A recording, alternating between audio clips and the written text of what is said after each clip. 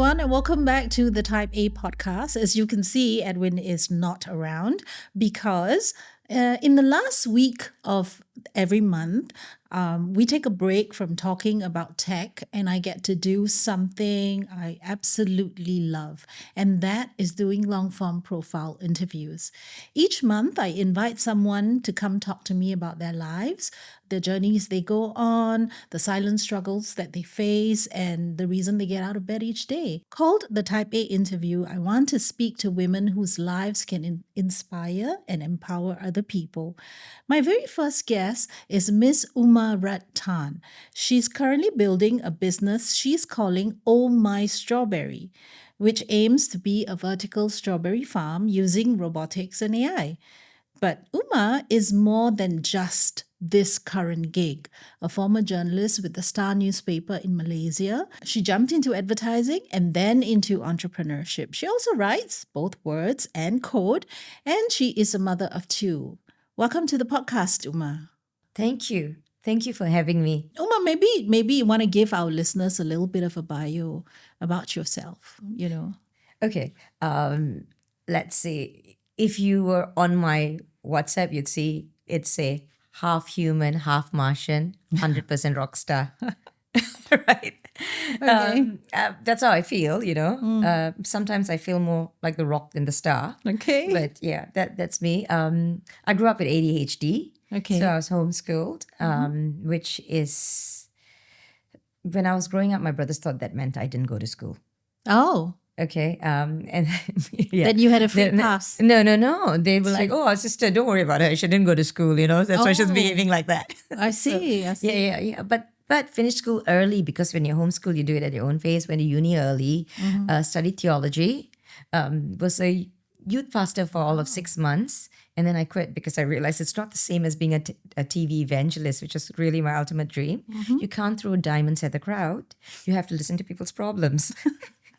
Of course. Yeah. And in a church setting, there are problems aplenty. Yeah, problems are aplenty, and no one does what you tell them to do, Yeah. You are Malaysian. You're born in Malaysia. Born in Malaysia, grew up in New Zealand, lived in Australia, studied in Australia, lived in Hong Kong.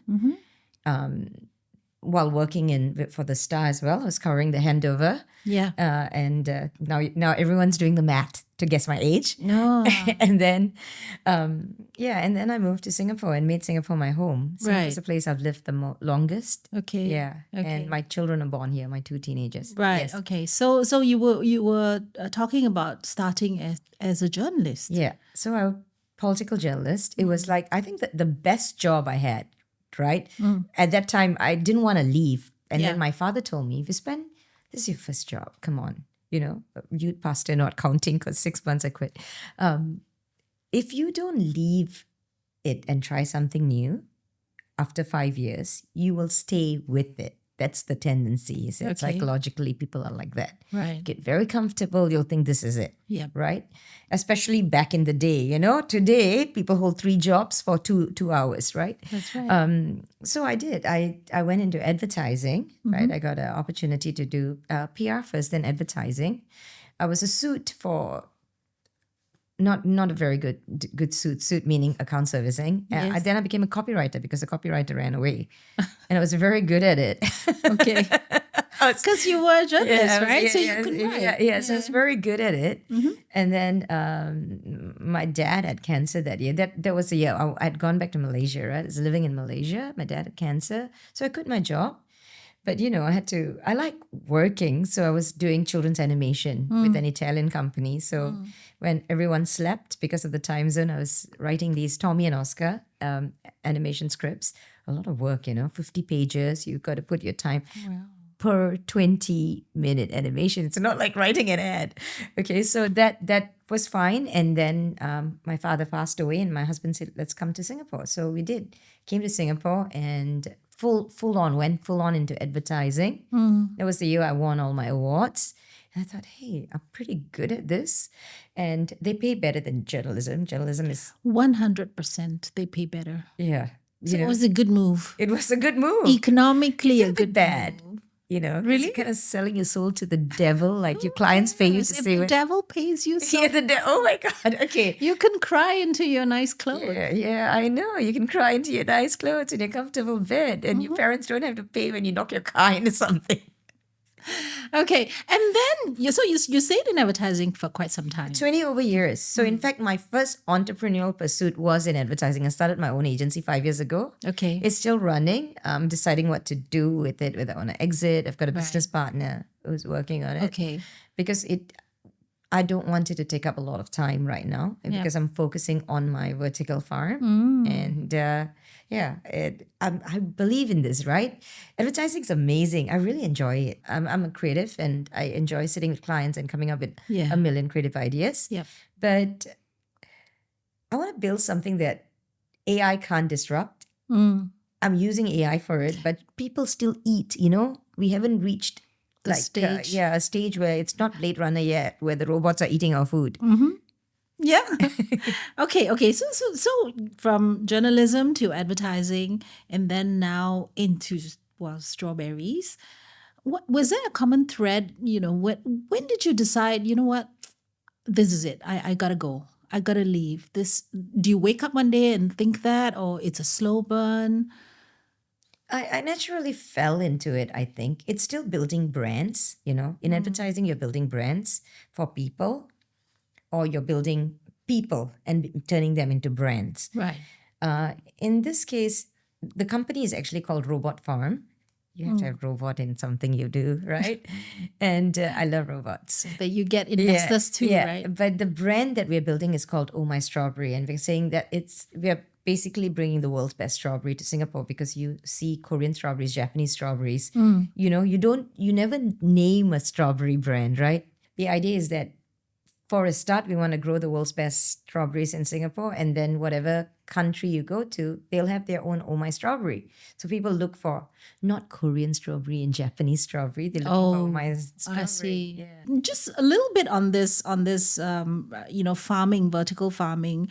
That space in Singapore is a bit fraught, because there are firms that have closed down, right? I mean, they find it so much of a struggle. Apart from Green Phyto, which just recently said they broke even. They built the world's tallest vertical farm. Yep. Right. And I think they got a lot of backings and monies and fundings as well. Right. I think almost everyone has closed down. Yeah. Right? So, does that give you pause about? We're going into it, like my business partner, Alon, and I, we're going into it with our eyes wide open. Honestly, if we didn't see the opportunity to make money in this, there's a purpose, of course. I mean, come on. If you're a farmer in Singapore, you need purpose, okay? You need to have that drive. It needs to be more than money. Sure. But it needs to give you money. You don't want to be broke at the end of the day because that's what happened with a lot of the other farmers, right? Yeah. We learned from everybody, right? We looked at the technologies. A lot of the technologies were not autonomous. A lot of the technologies that was seemingly autonomous, the Dutch technologies, the Scandinavian technologies, a lot of those technologies have, they were growing. I think it's partly because of the government grants and all that. The government gives you grants to grow. They insist that you grow essential crops. Problem with essential crops is, come on, if you're growing lettuce, Malaysia's going to kick your ass. If you're going to sell your technology price versus the price of the lettuce, because that comes across the border. For 30 cents and yours is like $8 a pop. You cannot compete. You can't compete. Yeah. So it doesn't make economic sense. And a lot of the people there was another company that was growing strawberries as well, but I think it was more researcher of one of the universities here. Okay. So no commercial thinking, right? It was more, can I grow it? Let's experiment. So for us, our technology has already been growing overseas for the past 3 years. Okay. Commercially viable. We know it can grow. It's not just about the technology and how it works. The technology itself can grow 45 times more strawberries per square feet than any other technology out there. So we will produce more. Yeah. By virtue of that, we can make more money already. Right. But the other thing is, it's a pure crop, but it's a crop that we've grown. It's grown from mother plants versus seeds, so we know it's consistent. It's got the sweetness of a Korean strawberry, but it's got the crunch. Some Korean strawberries, by the time you bring them, they are soft, right? Yeah. They've got the crunch of like some of the American strawberries, and it's red all the way inside. You notice when you buy strawberries here that the crown is always white. Green or white. Yeah, because you got to cut it Uh-huh. in advance so that Right, it right. ripens on the journey, and that top will never get red. So that's the other thing. Our strawberries are like, if you grow them here and you cut them, you can cut them at the right point. It takes 100 hours before a strawberry reaches it reaches your shelves. You're essentially eating stale strawberries, and they've been sprayed with pesticides Oh no. to make the Okay. journey. Yeah. So I mean, we want to eliminate all of that. okay. It has to be good, fully red, ripe, right texture, right flavor, and commercially viable. So Okay. we've done the math. Right. Now, yeah, I was just curious because, we've been reading about vertical farming in Singapore. People abandon plants, lose a lot of money, etc. So lot I was of just money. curious, Yeah. like, $40 million type money. have been yeah, lost there. that's a lot of money. Okay, but let's talk a little bit about your personal life. So you started by talking about your ADHD, and I was reading that actually you were diagnosed at 16 after a tragedy, but you kept it a secret for many years. Yeah. Yeah, if you're open to, maybe you can tell me a little bit about that because first of all, it's not easy to have the diagnosis, but carrying secrets is also tough. It's tough. I write about it in my book, The Spotted Zebra, actually, which was published by Penguin Random House. This book was published 3 years back. And actually, that was the first time I revisited, when I was writing that chapter. I remember chapter 3. So I write very fast. The whole book I finished in like a month, except for chapter 3. Chapter 3 took 3 weeks Okay. after that, right? Spacing up and down Siglap Road where I live, going to the supermarket and then not quite going because, when you've got ADHD and you've got something else in your mind, you don't accomplish your task. I was thinking about the book and what I wanted to write. And it was actually, okay, so long story short, my godfather abused me.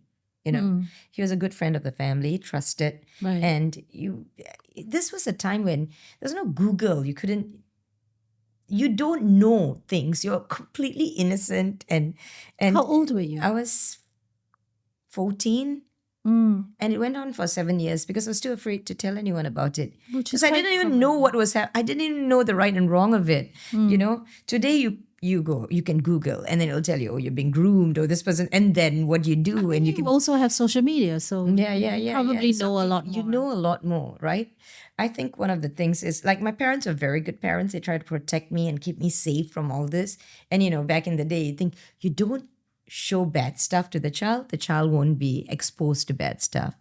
But I wish I knew, I wish you'd tell me what stranger danger's like, what a baddie looks like, that they can be in the safe places too, right? And that was where I think the whole problem started. And it wasn't because, sometimes you think, you get when you go through abuse, you're there and you're going through it and you're not seeking help because your parents are bad parents. My parents were amazing parents. Yeah. They affirm me, and yet this happened to me, right?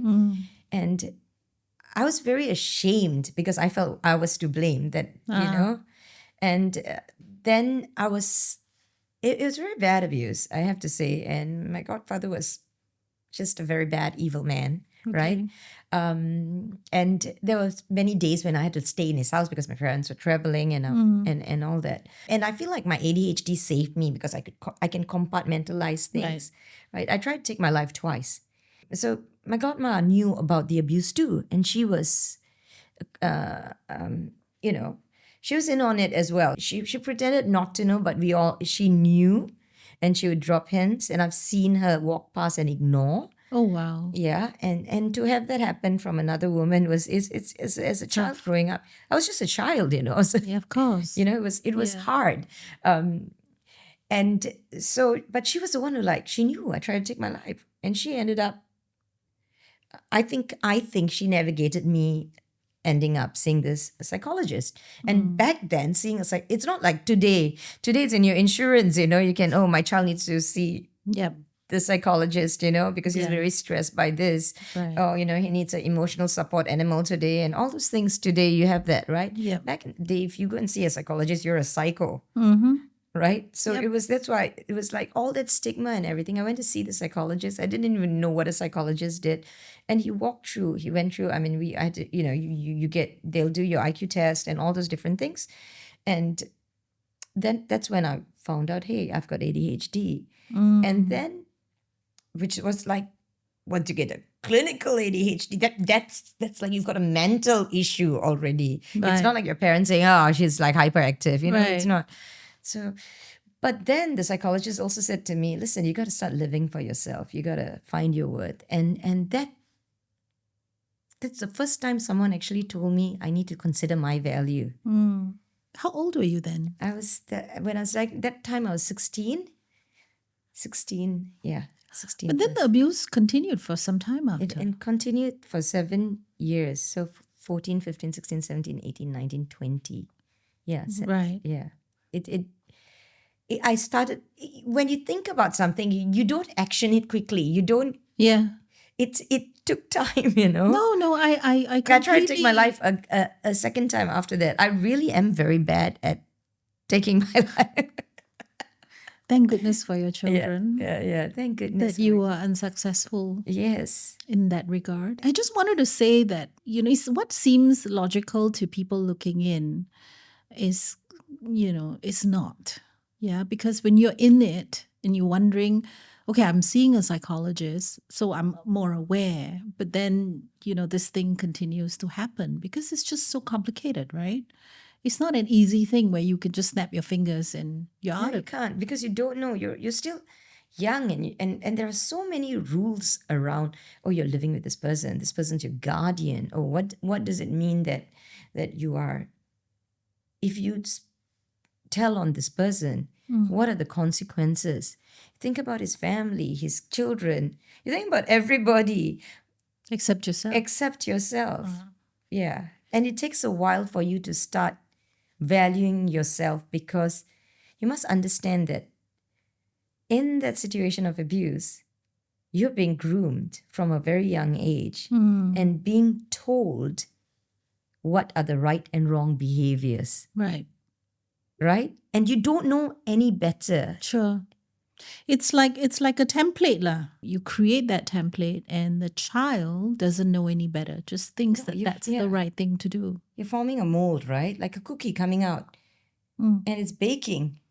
And then you can't take the cookie out and say, oh, why did it come out? Why didn't it come out in star shape when you put it into a round mold, right? Right. Yeah. You eventually got out of it. I did get out of it. It took, actually it was my husband. Like he was the first person I told about the abuse, because you don't want to tell your parents because you don't want to disappoint them and you think it's your fault and you don't want to hurt the people you love, right? I should have trusted my parents more, I wish, when I look back. I think they would have immediately stepped in and rescued me, I should have, but you don't know because you're a child. You don't know better, And sometimes I look at teenagers today and you're trying to help them, like my kids as well.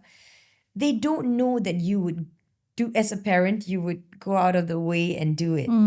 And I keep telling them, my kids, whatever happens, mom and dad will move mountains to come and rescue you. Of course. Okay? Because you're my child. It doesn't matter whether you're right or you're wrong. In a situation where you are in trouble, I'm not going to stand there and argue with you. I will save you. So ask for help. Yeah. Right? So I keep telling my kids that. Obviously, whether they're going to or not, you don't know. They will have to take the leap and trust you. Yeah, they will have to say, yeah, for me it was that. And I feel maybe that's where I didn't trust my parents enough. But as I grew older and I look back, okay, so I was telling my husband, right? He was the one who told me, okay, you got it. Slowly talking to him. Back then he was the boy I was dating. Right. Where did you guys meet? In a band, actually. My husband was playing bass in a band. Okay. And I was singing. That's quite romantic. I don't know. I wasn't so sure he was the best bassist at that time. And then I realized, he's really good. Okay. He insulted all my songwriting. He told me I got to stop using the thesaurus and writing big words. Okay. Yeah, it was funny. It was and we were friends for 4 years before we started dating. So So you trusted him enough to tell him. And so he was the first person you told. Yeah, in some ways I thought, okay, if this doesn't work out, never mind, he's just a random stranger. He would be a Yeah. random stranger. He was the first person I told, Wow. little by little. And he was constantly and consistently there. You must understand, my godfather at that time was a very prominent figure and very well known. And for someone his age, who was just 4 years older than me, to be able to take a stand by me and Support you. support me and at some point confront him takes a lot, That's a lot. Yeah. And yeah, Takes a lot. Yeah. takes a lot. And so he was good. Which is I why ended you up married him. I married him, yeah. Which means you married well. I married well. I married well. I'm really blessed. So I'm just curious how that experience you had as a child informs motherhood. You know, did it make a difference or? My children don't get to go for any like church camps or anything because I'm just afraid of stranger danger. Now they do because Well, not necessarily just church camps, any camp. any camps actually. Yeah. Then when I was So you became a bit paranoid about their safety? when they were 4 years old, 5 years old, I told them about like what danger, pedophiles and everything. And my husband's like, I think we overdid it because they're going around calling everybody in the play, look, Mom, there's a pedophile there. And I was like, oh no, Sarah, that's not a pedophile. And Daniel would be like, how do you know, Mom? I'm like, oh my God. I did what I knew how to do. Maybe I went to an extreme, but I thought better safe than sorry. Right. When my children they're 2 years apart, 14 and 16 was like the hardest year for me. I tell you, I would just pace through the corridor and check on them because at 16, I tried to take my life. And my son was going through a stressful time in school. Right. So I was like, I had this phobia, What if I genetically pass something on? Right? And then my daughter was like, there was a year when the abuse started. So I kept asking her about relationships with people. Oh. It was just, I was just paranoid. Right. But I had to learn to trust. And I have to tell you, my children have, in terms of knowledge and information, I think they have a lot more, they're stronger than I was. They know a lot more than I was. Oh, yeah, of course. So they sit me down and they tell me, Mom, we know what you went through. Because I told them about the abuse as well. Yeah, I was going to ask you, when I was going to write old, my book, I had to tell them about it. How old were they? So that was when 13 and my daughter was 13. So my son was 15. Yeah. How did they take it?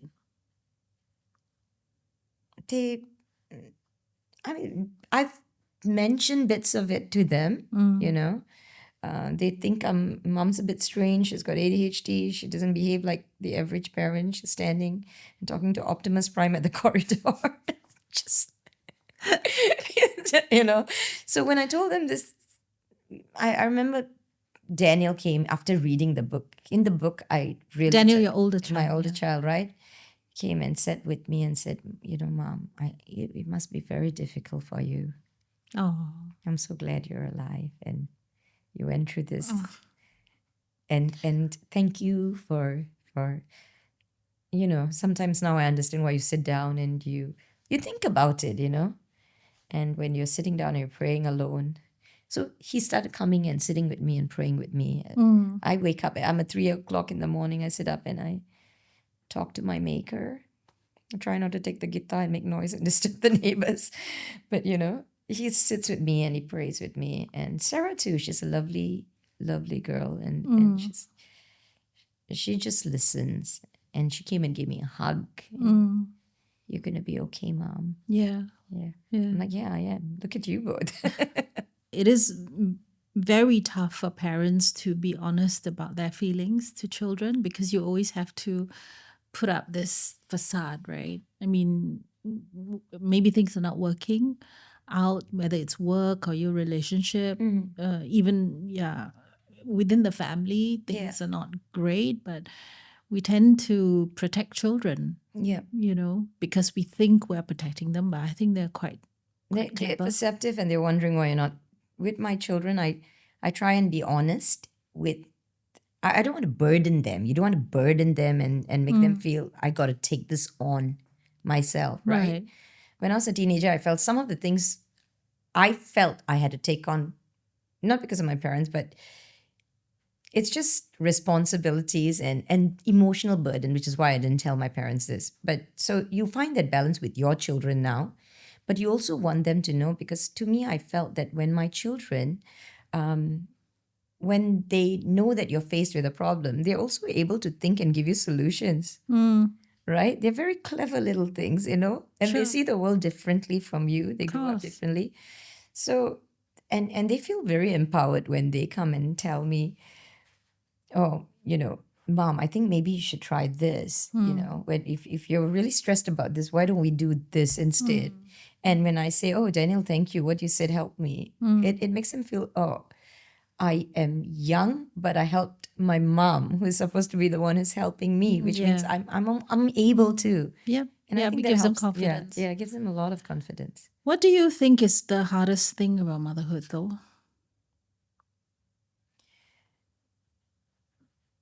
What's not hard about motherhood? Okay, Was let's that a be trick positive. question? Okay, you know what? Let's it is. be It is. positive. Okay, What's motherhood. the best thing about motherhood? The best thing about motherhood for me is so many good things as well. I think the best thing about motherhood for me is my children. Really, it is them. Seeing them. Just the fact that, wow, I made these things. I mean, I didn't really make them. I think they were given to me to care for, but they are there and they're pretty amazing. They're alive, they're breathing, they've got ideas and opinions.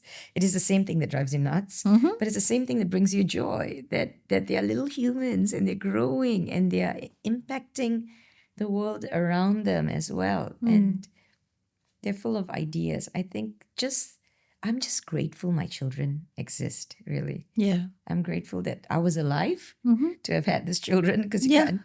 And every day is a miracle. And then when Daniel was born, I've read I'm one of the super prepared, because of my ADHD. I like to be prepared and plan and organize things. I don't like things going. Yeah. When you have a baby, it's completely out of control. Of course. Right? Oh my God, they don't drink milk when they want to. Breastfeeding was hard. No one tells you all these things are so hard. Absolutely. So hard, right? Yeah. So to me, it was, I was scared. And plus, I had very bad postnatal depression as well, right? It was more fear and anxiety than anything. Yeah. That I was going to screw up this baby. And my mother actually sat me down and she said, don't worry, the baby has no clue. You're the only mother the baby has got. So even if you do anything wrong, this is the only experience this child is going to have, And that was when I realized everything I'm experiencing for the first time with the baby's experiencing for the first time with me. He isn't going to sit there and judge me and say, oh, I wish I had the other person's mother, because this one is failing, Like, get it together, woman. Yeah. Change my diaper quickly. Yeah. No clue. A lot of young people now don't really want children, and we have this huge thing about stress, and it's a tough thing to convince young people to say that it's well worth doing. I'm glad I fell in love young and got married young, because if I waited, I don't think I would have gotten married. I would have become more career focused. I think a lot of young people should be brave to get married young. I know it's crazy. In Singapore, that's a bit tough, right? I mean, you're mugging for your exams for like 12 years. I think of you your should life. just Maybe 15, make a change. You should allow kids who are married and pregnant to go to universities, if you insist they go to universities. And I've got my own views on that, very strong views, because I talk a lot on AI, right? I travel the world. I speak a lot on AI. I was one of the first 200 to beta test for OpenAI. So I'm very familiar with this world. I create a lot with AI and MarTech, and education as well. But I like to evaluate for real where the education system is and what's happening, and I've spoken to a lot of educators. Do you really think education as it is now, is it important? And I was a big advocate of education, right? I've got like my master's, I've got 2 double degrees and all that, right? Does it help your kids get a job? Because that, let's be honest, that was the whole purpose of putting your kids through university, Ivy League or not. Will I secure a better job? Not just any job, right? Yeah.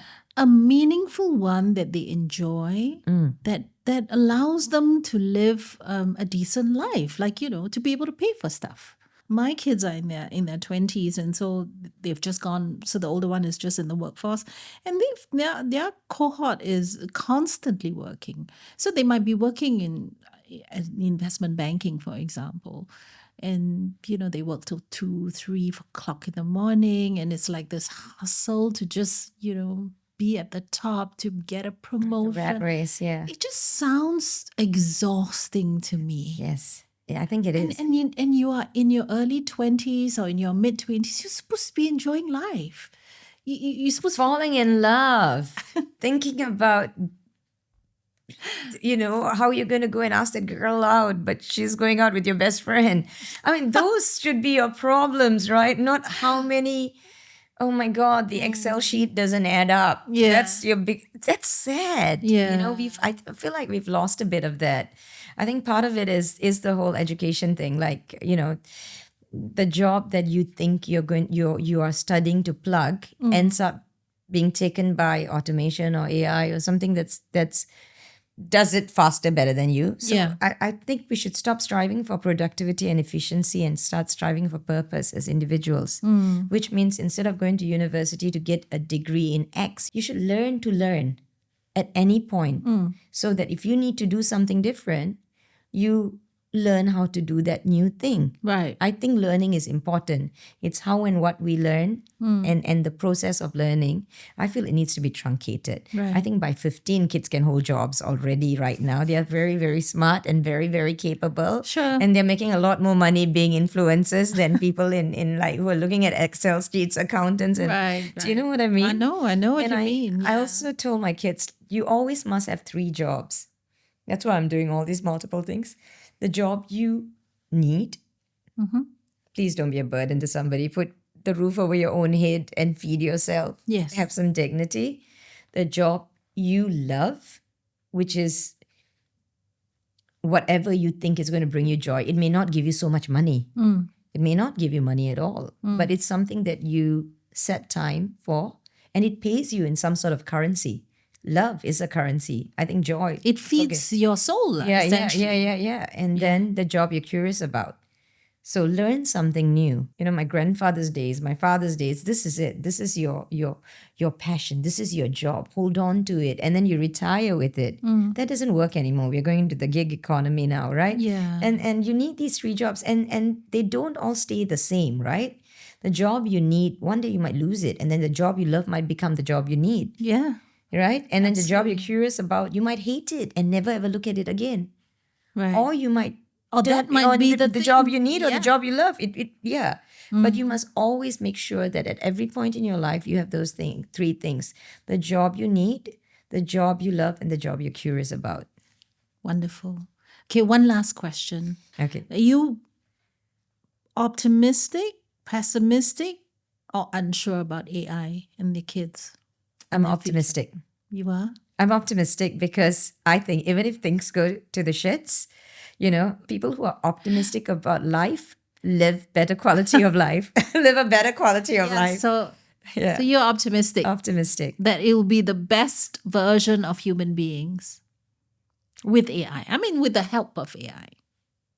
I think I'm optimistic that we will figure out what to do with it because because of the human spirit and we're resilient. I think that there will be a adjusting process when everything's going to be automated and governments need to learn to go into universal basic income and how that's going to happen because the AI is going to do the job better, faster than us, right? Yep. Then it's no longer about productivity and efficiency because the machines will win. They will beat us.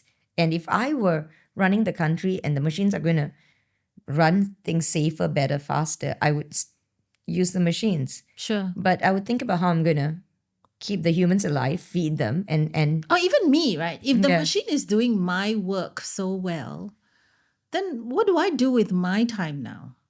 Right? How do I bring something of value to my society, to Yeah. you know what I mean? Yeah. So everybody has to confront that. Yeah. Some people may be able to do it better, that's for sure. They've always been that people like that, right? But some people may not be able to do it so well.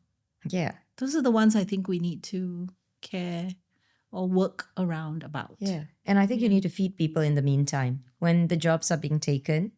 And now they have AI agents that are basically shadowing you and taking over your, like learning how to work like you, right? Yep. And there's a reason for that, right? Because AI doesn't have personality. The only differentiating factor is when it shadows you. The reason why people are doing it is because they're trying to give it a human personality, right? It's following you. It's actually adapting. It's learning. It's your IP, your personality and your character. And it's doing a more efficient job, but it's answering in your style Sure. so that people don't feel, a robot's answering me, right? Yeah, And yeah, that's yeah. very important, a very important layer. And then eventually, let's just say, the person that the AI is shadowing loses job because the AI has developed your personality Right. And take and over. taken over from you, right? So what happens to this person? How do we protect and reward and continue to pay this person, right? I think that's the biggest things that governments will have to deal with. Okay. Thank you, Uma. Thank So you if you for guys having are me. curious about her, I'm sure she's on LinkedIn. I'm on LinkedIn, Uma Rudd Chia, UMARUDD. Thank you for pronouncing Rudd and not Rude. Chia, CHIA. I get called Miss Rude. Uma Rudd Chia. Yeah, Uma Rudd Chia. Chia is Okay. my husband's surname. Yeah, so thanks everyone for listening. I hope you enjoy listening to my conversations as much as I enjoy having them. Thank you to Uma to take the time to come today. So please like, share, subscribe, and pass it along to someone you think will benefit from this conversation. See you guys next week.